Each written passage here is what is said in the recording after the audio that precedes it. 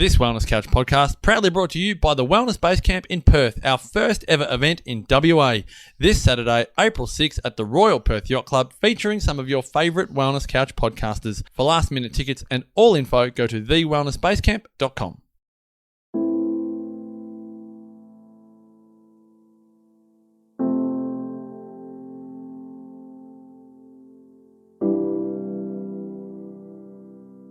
Welcome to Nourishing the Mother, where inspired women talk about the journey of motherhood through the common thread of parenting, relationship, and sexuality as a path to consciousness. We ask, in what ways can we show up more fully, live more meaningfully, parent more wholly, and love more unconditionally? How can we mine the wisdom from the experiences of our lives and expand into those challenges? If you are here, you care about paving a path of conscious and intentional motherhood, connected with yourself and your gifts, and also illuminating your children in theirs, so we may raise more whole humans who can impact this world in a more humane way. And if you feel like giving a little back to this free content, please become a patron of the show and receive extra member benefits for less than a coffee a month. Or you can leave a review on iTunes and Facebook, all of which helps the podcast keep going and reach more mamas who need this type of tonic for the soul. Head on over to patreon.com/NTM podcast to find out more. We are Julie Tenner and Bridget Wood, and we are so grateful you're here.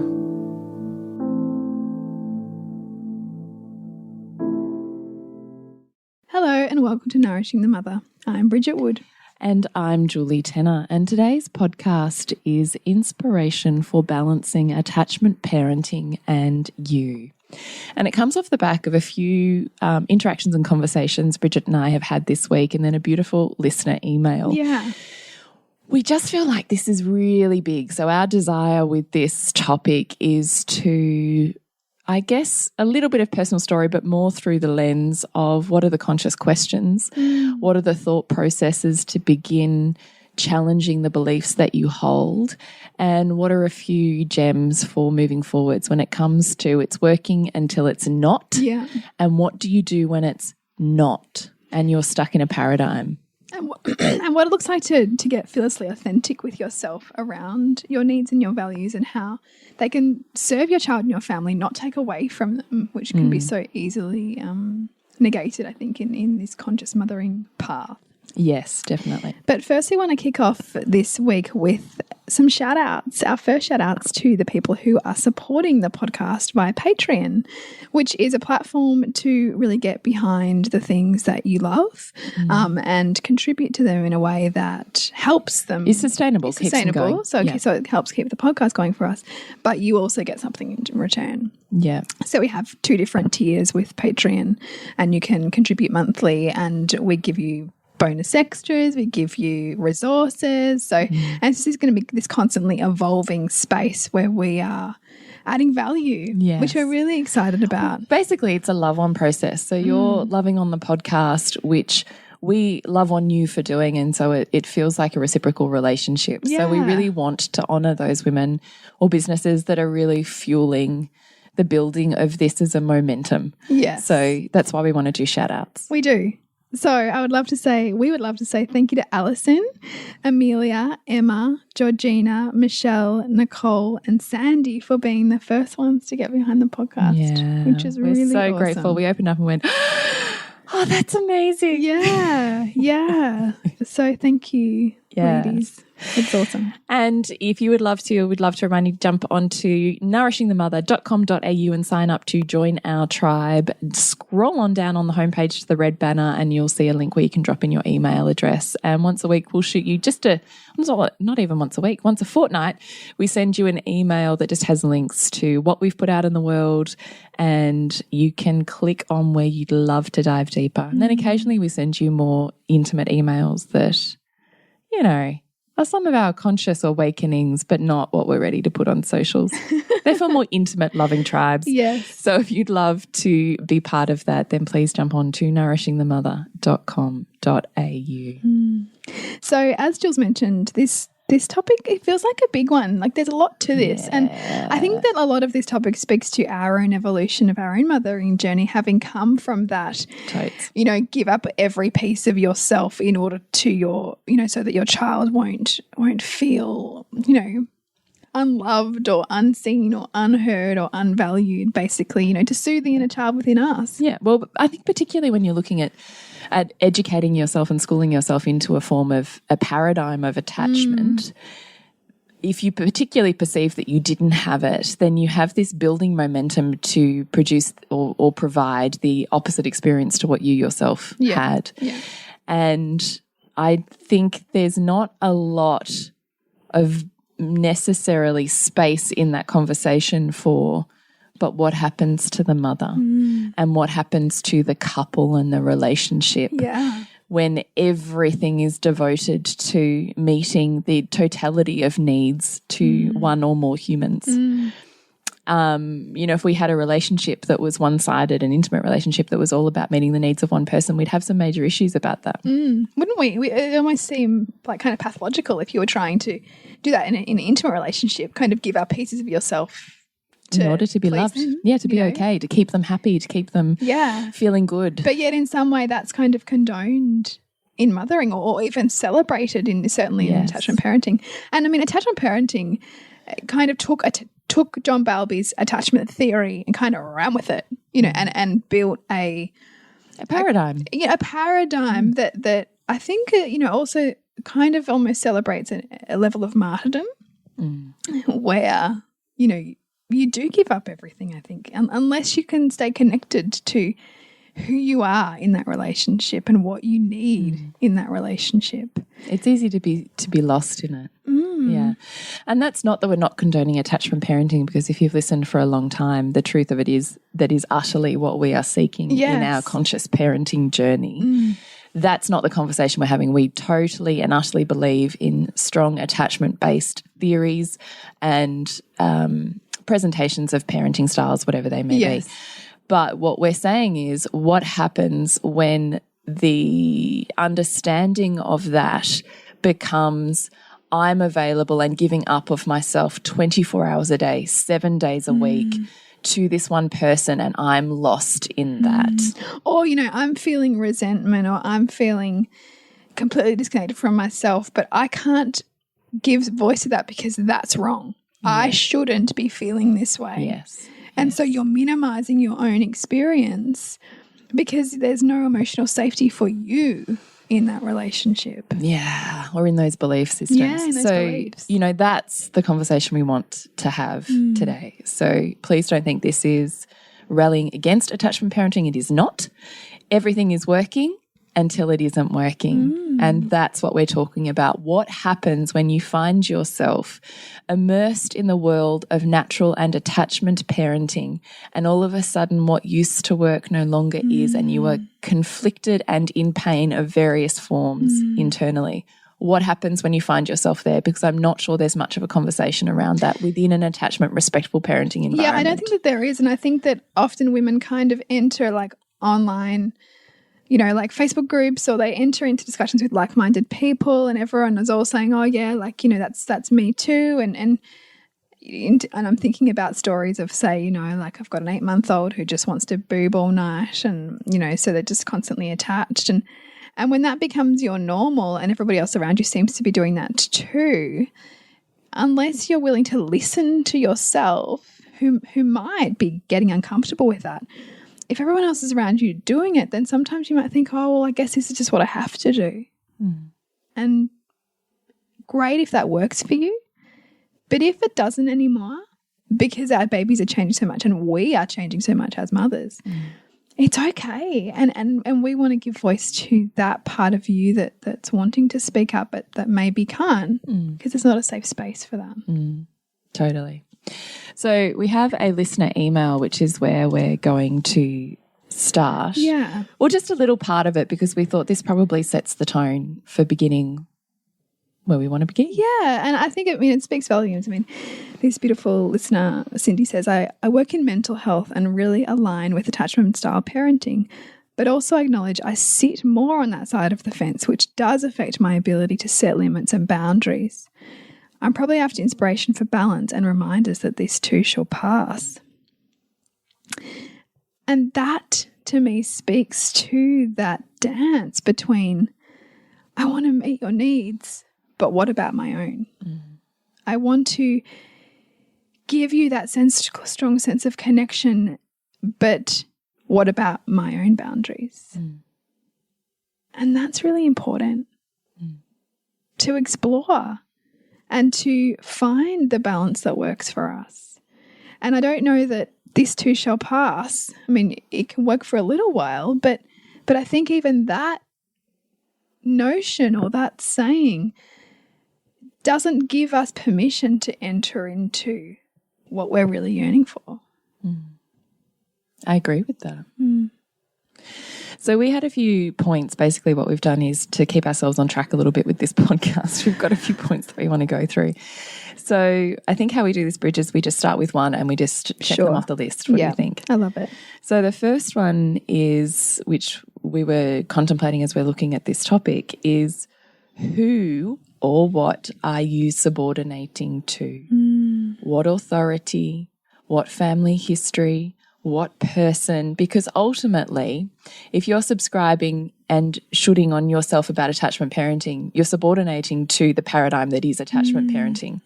And if you're then yo-yoing from that and going, but babies should be able to sleep all night, but they should be able to X, Y, Z, the should, then who are you subordinating to there? Is it the mother's group? Is it your own upbringing? Is it your culture? Is it the your maternal community? child health nurse, which is certainly like what my story was. Right. Like I remember with Hugo, like I reckon I was like the waking dead, you know, and every part of me was like, I need to co-sleep with this baby. Like I can't keep getting up. I just can't do it.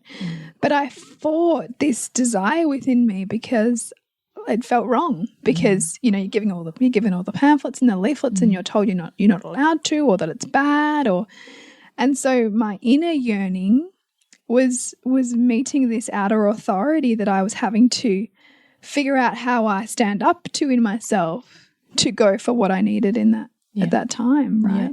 And I think that we all subordinate whenever we're navigating something we've never navigated before. We are looking to who has answers or who has information that I need, and if we can't critically look at it and balance it with our own values and kind of self-check, we can easily inject that into ourselves and try to be that or do that, which takes us further away from ourselves and sometimes further out of connection with our child because we're trying to install some, you know, program we're going to run, which is, you know, relationships kind of don't really work on programs. It's a dance.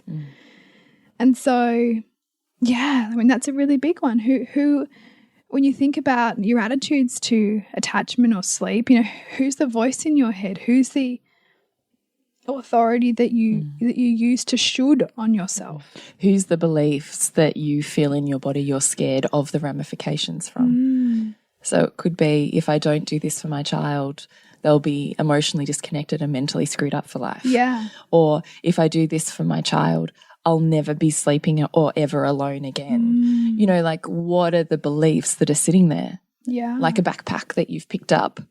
And who handed you that backpack?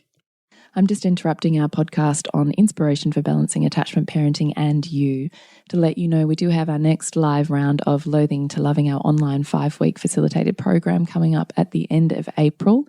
To find out more, please head to nourishingthemother.com.au. And also tomorrow we're doing our webinar, our live workshop, all about relationship rescue. So really expanding on that treasure trove video series that we have on our website. So if you want to get that, jump online now and take part with us. So head on to nourishingthemother.com.au and scroll on down to our shop, which is through downloadable content. Maybe you've like read enough articles that confirm that and said that's the truth now. I know for me it was this We're so good at filtering the truth, aren't we? oh yeah. That's why like truth is so elusive, because it's always evolving based on what we're consuming. Yeah. It's like research, like what a fallacy. In terms of it doesn't matter what we're seeking. If we're seeking an outcome, we will keep going until we find enough collected resources to stack the evidence and say, see, I'm right. Yeah. It doesn't matter what the outcome exactly. is. It doesn't matter. It doesn't matter. But what matters is authentic to you, right? Exactly. That's what matters. Totally. Because everyone's going to have a different view of the world. Exactly. So here comes critical thinking. So this is when we're asking you to take the feelings and the thoughts in your body and kind of spew them out on a page and go, okay, didn't know they were sitting there. I'm holding on to these things. Where did they come from? Do I want them? What's most authentic to me? And therefore, how am I forging a path forwards? And our outer world does this magnificently well to help us find these answers, but it can sometimes come up in forms of conflict or disconnection with our partners or people around us because, you know, everything around us is trying to get us into equanimity, like into our own sense of balance. So our psychology will do it through kind of polarized thinking. Our social world will do it through people pushing our buttons, through us being triggered. That's why, like, yes, we want to find a like-minded tribe, but at the same time, surrounding yourself with people who are only just like you, it's like confirmation bias.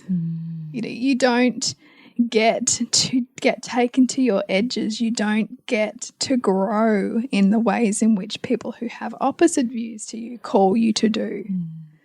So there's a sweet spot there, I think, that we need to be open to seeing. And I love that too when we consider that relationship is a literal mirror. So you are in relationship with yourself all of the time. Yes. They just come in the form of different humans. Yes. But it's all you.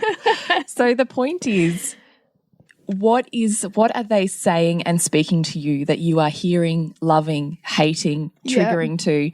Because that's you. There's an aspect of you that has has not consciously been heard. So unconsciously, it's like a projector screen. I'm going to project that little unconscious thought on you. Yeah. And then you can say it back to me so that consciously I can register it. So, you know, I'm going, I feel like baby sleep needs to be different, but I really can't. And then my partner will go, I can't handle this baby sleep anymore. Yeah.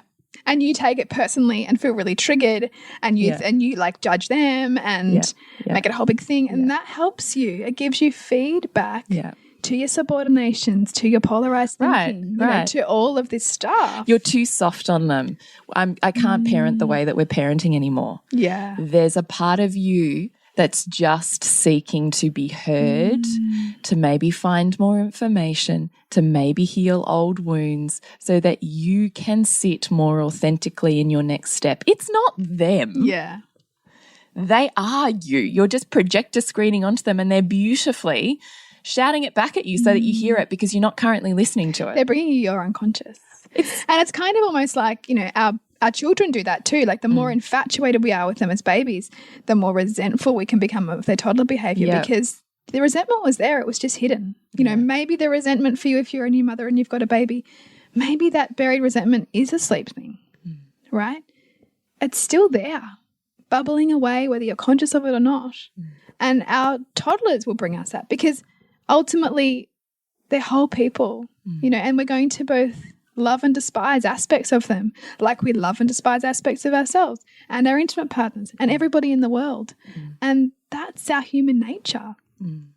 And so relationship teaches us how to be with more of ourselves. And the more we can perpetuate one-sided relationship, which can happen through like, you know, this more hardcore attitudes to attachment parenting where it is, you know, soothe the baby at all costs. That can breed this unconscious resentment that comes up and that we will meet that in the rage of motherhood, you know. Or in the rage of our children. Or in the rage of our children who are getting us to own it. So I often see this actually if you're kind of in playgroup age with boys who are quite violent. And I often think it's fascinating to me because there is a dynamic at play there. And if what you're doing is attachmenting and come here, you just need comfort and you need to calm down and I'll breastfeed you, which is totally cool. I'm all on board, you know, extended breastfeeding. And we go, look how much this 3-year-old needs this comfort of the breast because they calm down and they become their quiet, connected, nurtured, lovely selves. And I'm looking at that going, where'd the rage just go? Yeah.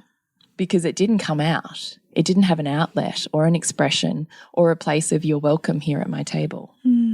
It just got shoved on down. And if you don't think that shit's coming back to bite you, you're going to have a wake-up call pretty soon. And we're talking about lessons of the sledgehammer rather than the feather. Yeah. Yeah. And, our children will bring us what we can't handle in ourselves to help us integrate that. Right.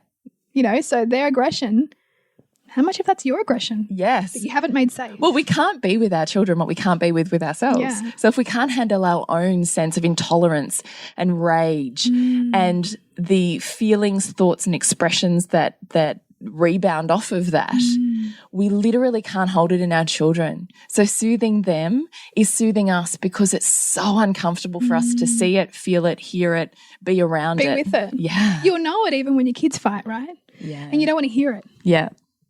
Because on some level, You just need to stop. it brings up too much for you. You feel flooded emotionally. Yeah. I actually have been focusing on this because RIE talks a lot about this as well as in terms of toddler interactions and not, not pushing, sharing and being kind and blah, blah, blah, but being present to whatever is going on for them. And the expression of the feeling. Right, yeah. And so sharing for me is still a trigger in children, but I'm aware of it, but I have to parent myself every time I find myself wanting to teach, Well, just wanting to soothe it, wanting to make it better. Yeah. Like the other day, when I was at playgroup and there was a little girl the same age as my little girl. So we're talking 18, 19 months. So they're little. And beautiful, doing normal toddler things. But she wanted everything that my little girl had and wanted her food and wanted her drink bowl and she was like all over her space. And I could see my daughter retracting. So she had moved from sitting outside of me to closer to me to right on top of me to, defending her lunchbox kind of scenario. And I had to sit with her because I was feeling so because I kept waiting for this mum to stop her daughter from doing that. To step in. Yeah. And she was, and I feel so uncomfortable because I think it's not my role to parent someone else's child. And what will they think of me if I do it? Yeah. And if I bring my tone, which I do bring. Yeah. And they hate me. Julie? Yeah, right. And they hate me like my family of origin for bringing my tone and my boundaries. I'm not safe anymore, Yeah. And I can see it all playing out. The spiraling pattern. I can feel it in my body and I don't want to do it. Yeah. And so in that moment, I have to remind myself it's okay.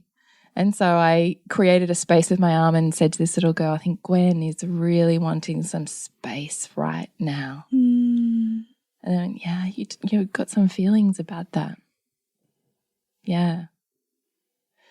But I have to parent myself to hold that because that's a new edge that I haven't healed yet. And that's what I'm talking about here. Yeah. Because we're always because otherwise just go, here, have some of this. Here, have this. I'll share it with you. Gwen, we're going to share this. Gwen, because please. Yeah, right. So it's not breastfeeding, but it's still pacifying and numbing because it's too uncomfortable to sit with what is. Yeah. I find it fascinating. It is super fascinating. Yeah, it is. Anyway, next question. What does attachment mean to you? So this is a conversation that Bridget and I want to have just briefly on the expansion of what attachment actually means. For me, attachment is not formed based on meeting someone's needs 100% of the time, but on the safety that you create in anchoring who they are authentically and therefore who I am authentically. That doesn't mean I'm going to please you all of the time. Yeah. And that doesn't mean you're going to like me all of the time. But I will ask you to be authentic and I will love your authenticity. And I will love you wholly and utterly as you are, shadow and light, because you are whole and I can love your wholeness. I can see how your shadow serves your light. I can see how your expression is needed and how I need it. Attachment is not, I'm going to please you all of the time and I will do whatever it takes and give up pieces of me and give up pieces of you in order for this to be peaceful. That's not strong attachment. That is an insecure attachment because you are not safe to be utterly and totally an expressed version of you if that's what you're doing. Yeah, absolutely. And how much capacity we have to be able to be in that space of authentically showing up for ourselves and authentically in turn showing up for our child will ebb and flow. Like, I think it's important to make that clear too, that sometimes, you know, there'll be moments where you're too flooded by the story, right, that you've created to be able to even enter into it, right? But sometimes even the awareness is just enough that next time it comes up, you've got expanded capacity to meet it. 100%. Because there's so many factors, whether we're hungry, whether we're tired, whether we've got something else traumatic going on, that all impact our ability or our bandwidth, essentially. Totally. And so I think that that's okay to make that okay too. We're fluid beings. Yes. We're not static. We're not a machine. We're not the same all of the time. And expecting yourself to be is going against every part of what it is to be human and what it is to be a woman. You are a cyclical being full of seasons and cycles on the inside that are reflected on the outside. Trying to be one way is literally going to break down and disintegrate the parts of you that are magic and divine. And it will lead you to create a war inside yourself. Yes. Well. You will end up creating resistance and defenses in order to still cling on to the pieces that are left. I think that's a fascinating conversation. Yeah. Yeah. And I think it's worth saying that our capacity shifts and changes. Yeah. But it's the awareness, it's the first step, because awareness is always what leads us to entry into discomfort. Yeah. And I even think about this, having just run the New Moon Circle and talking about women and seasons and cycles and what you can handle at different times of the month and what you can't. I also just think this is really teaching our children to sometimes you're not going to feel like stepping up to the plate the way you did yesterday or last week. And there's still purpose in the inward journey that's happening where that energy hasn't disappeared. Yeah. Everything's in conservation. Yeah. That energy has just moved to another area, and seeing the value in where that movement leads, that it's still productivity. You're still showing up. It just looks different. And having reverence for that. And this is such an important one to embody, I think, and continually remind ourselves of, because we're not taught that in our culture at all. And I think even the challenges that we have even around things like consent show that. Yes. Right? Because just because you meant yes the other day doesn't mean you mean yes now. Or because I said yes 10 minutes ago doesn't mean in another 10 minutes I'm not going to want to say no. Yeah. You know, and to be able to respect that within ourselves. To be present in your body enough to do that, to listen in the moment and feel safe enough to respond. Yeah. Right? Yeah. So respect the seasons and cycles. And often, you know what it's like when you're having a super weepy, super shitty day. You don't want someone coming in going, you should be the same as you were yesterday. Why aren't you? Yeah. What you want is, like, you're really struggling today. You okay? And wouldn't that just it's funny. Soften you end? You've just taken me back to, like, I remember a performance review I had once where, like, one of my bosses was like, yeah, like, you know, sometimes you're like, he'd say, like, sometimes you're just like you just go at it and, like, you've just got so much energy. And, like, other times I just don't even, like, you just retreat. I'm thinking, yeah, no fucking shit. Like, I'm not a fucking machine. Yeah. Of course, this is a male boss, right? Yeah. But I think that, like, you know, we are cultured as women to continue to just show up, rain, hail, or shine, and just, you know, like, but drag every piece of you. No reverence for the other seasons. No. And also what the retreating and the softening and the inward journey then births when we come out the other side. It's productivity in a different form, which actually exponentially multiplies the productivity that you're talking about, which is only measured through goals and outcomes. Yeah. It exponentially measures that. But anyway, that's not where the conversation goes, but that's what we're asking you to think about here. So when we said, what does attachment mean to you, then our next one was, what about emotional safety? I think essentially we've kind of touched on this, but what we're really saying is attachment is formed by being totally and utterly everything you are without needing to change yourself in order to receive love and be okay. Emotional safety is what we're talking about when we say attachment is beyond being likable and nice and kind and what do you need? What do you need? What do you need? What do you need? Yeah. Sometimes attachment is being able to sit in the dark with someone. And actually having a space to almost extract it out. I can see right now that your body's really disrupted, that you're really agitated on the inside. And so everything around you is agitating you. Let's just sit with the agitation. Let's look at it and say, let's call the pink elephant out of the room and say, come out, pink elephant, to play. And then we can get back to feeling calm in our body, where we can sleep better. We can have more connected relationships. We can learn easier. Our brains are back online. Yeah. If you're running an agitated body on the inside, none of that is happening. So instead of trying to soothe it, push it, it's, hey, pink elephant, come out to play. I love it anyway. Next one is, what do you judge or rally against when it comes to insert parenting thing? Baby sleep, discipline, education, parent-child relationship. What do you label as wrong or bad? Yeah, because that will give you insights into our next one, which is, what does that reveal about your own beliefs? So whatever you're judging, condemning, viewing through the filter of whoever you're saying, you shouldn't do that, I don't like that you do that and I do this, whatever that is actually reveals what your beliefs are that you're holding. And then when you know what your beliefs are, you have the opportunity to look at them and go, where did you come from? And are you authentic to me? Or back to question one, am I subordinating to someone here? A classic one for this is example of like Save Our Sleep, that book.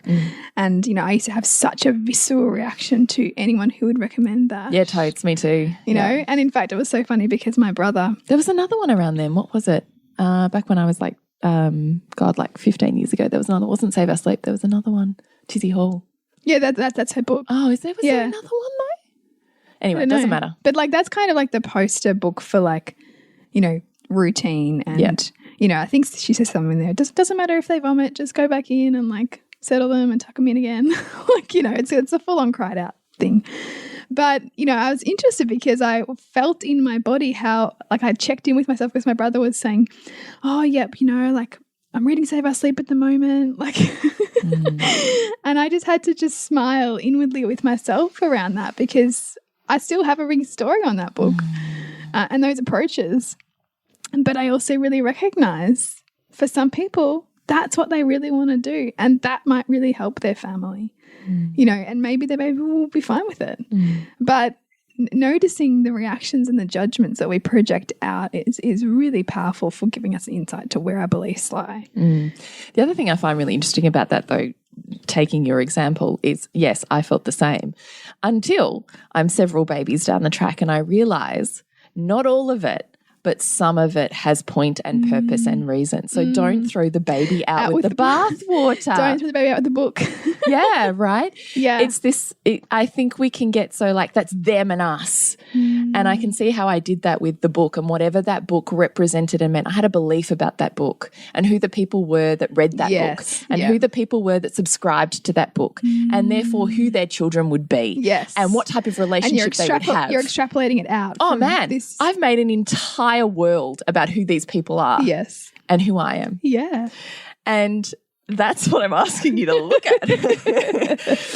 Because when you do them and us, you will hit your own nightmare, which essentially is also what I called myself into, which is when attachment parenting, doing the like polar opposite in every way, meeting 100% of needs to the point where I just was lost totally and utterly in who I was. My relationship was disintegrating. I had no sex life. I had no drive. I couldn't even get up to dress myself in the morning. Like totally pulling away these pieces of myself. And the more that I lost myself, the more I justified that's what needs to happen because I'm not them. Yes. Yeah. If I do and this will all pay off. Yeah, right. Exactly. So what I'm asking you to look at is what beliefs are you running? Who are you judging? Because what you're judging is actually an unconscious aspect of you that is just seeking a voice. I was too scared to listen to the voice that said, I need something different. Yeah. I want something else.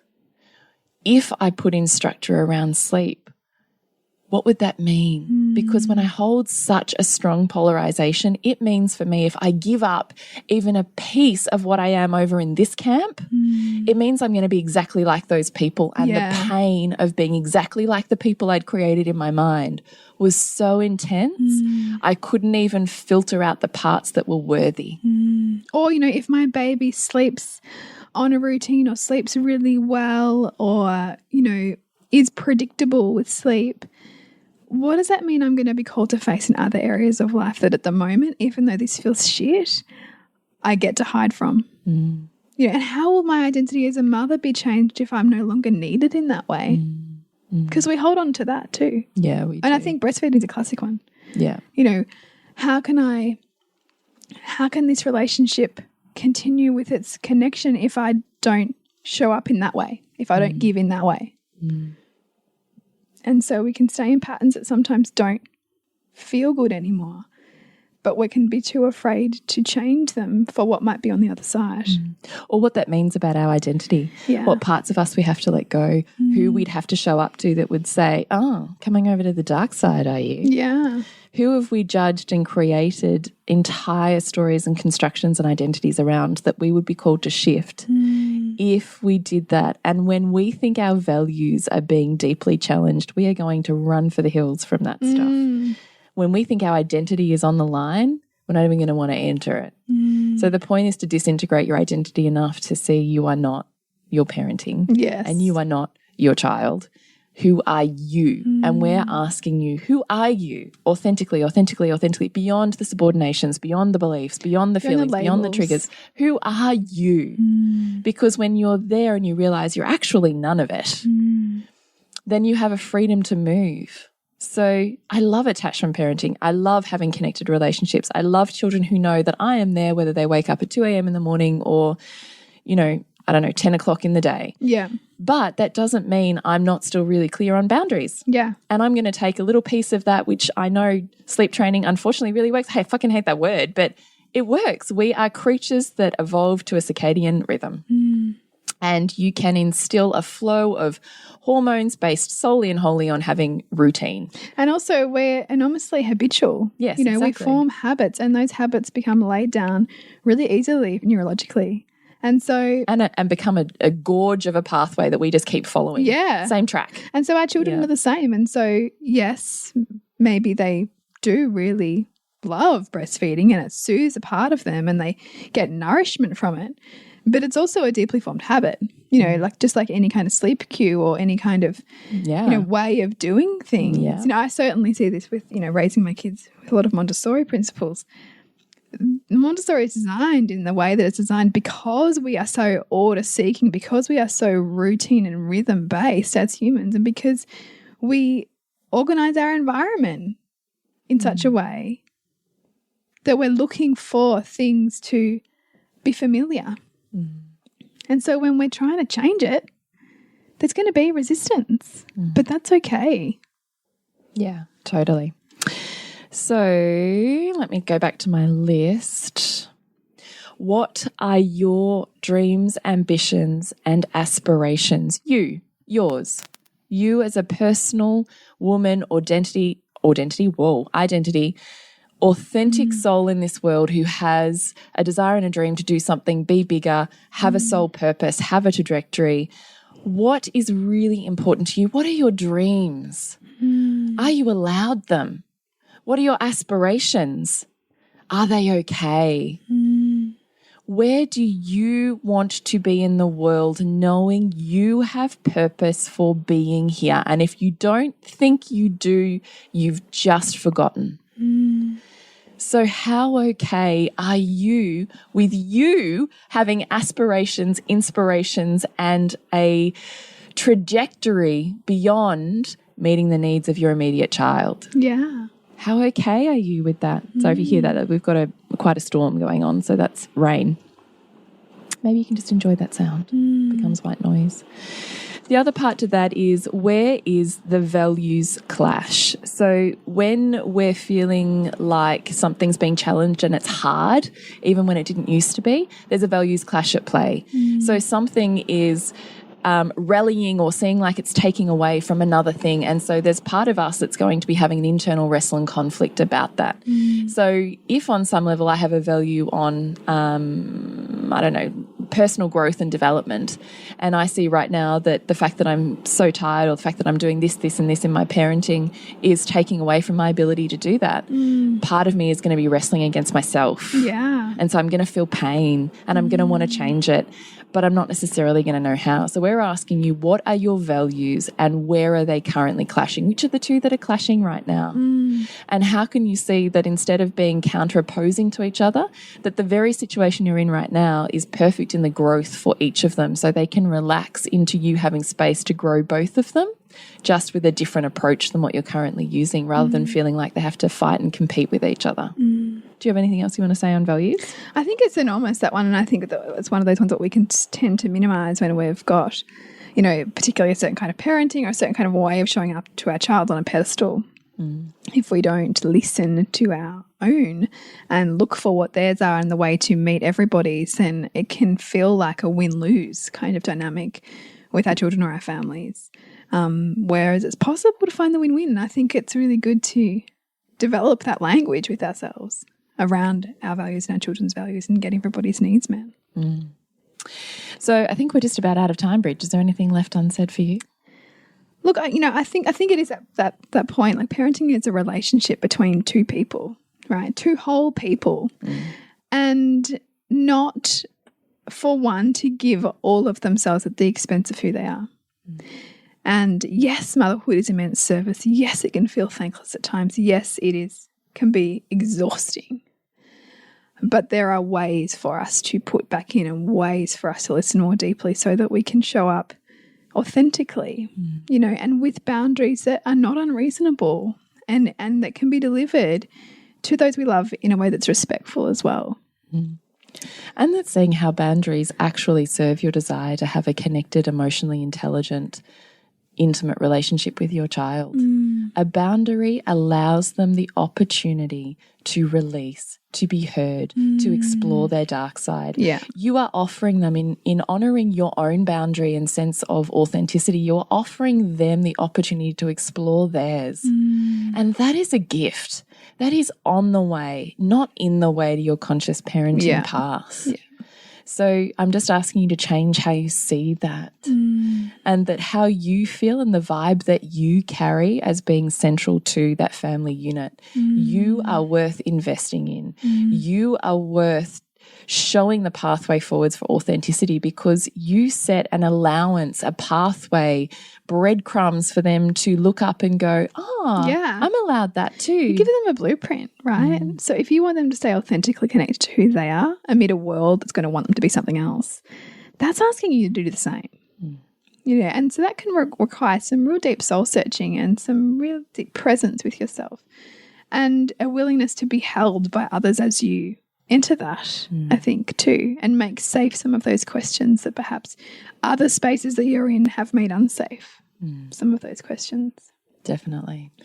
So we'd love you to connect with us more. We do absolutely love your listener emails, your private messages on social media. We really honestly read every single one. And even if we're a little slow getting back to you, we promise that we read them and we will absolutely write back to you. And we are always grateful for your stories, your insights, hearing how it ripples out in the world for you, because we don't know otherwise. Yeah. And we love having inspiration in which to make a podcast. So even if you'd like to remain anonymous, if you have a podcast suggestion or a topic you'd love to explore a little bit deeper, then please do connect with us. No, sorry. No, you go. Well, I'm just thinking ahead, and I'm thinking, gosh, like, if you need the space, like if you're looking for the space to feel listened to and heard as you explore this stuff, you know, as you meet perhaps your edges of resentment, as you meet perhaps those judgments, those beliefs that feel like they've got you. The next evolution of you. Yeah, the next evolution of you. Then we are running our next live round of the Loathing to Loving program at the end of April. And so that's a beautiful invitation into an incredible tribe of women who do the work, you know, and really enter this desire to expand and love on and just really relish the motherhood journey and the journey of the woman that motherhood takes you to. Definitely. And we do have monthly payment plans so that you can fit it into your lifestyle. So please check it out at nourishingthemother.com.au. We're Nourishing the Mother on Instagram and Nourishing the Mother on Facebook. Please do connect with us. Yes. And thank you for listening. Yeah, thanks for listening. And thanks again to our patrons. Yeah, definitely. That's amazing. And you, Bridge, connect with you. Suburbansandcastles.com. And you, Jules? Is thepleasurenutritionist.com. Remember to nourish the woman to rock the family. And we'll see you next week when we continue to peel back the layers on your mothering journey. And if you want to support Nourishing the Mother and all the late nights, the early mornings, the blood, sweat and tears we pour into our art, then please go to patreon.com/NTM podcast and become our patron. As a patron, you're helping all of the cost of operating this podcast, the hosting, the editing, the transcription, helping all of that be completely covered, and joining a community who are all about honouring our journeys and continuing to open. The more support we have, the longer we can last. So become a patron. We'd love to have you. Go to patreon.com/NTM podcast. We literally couldn't do this without you. Thank you so much for listening, and please share this podcast with anyone you think it would be medicine for.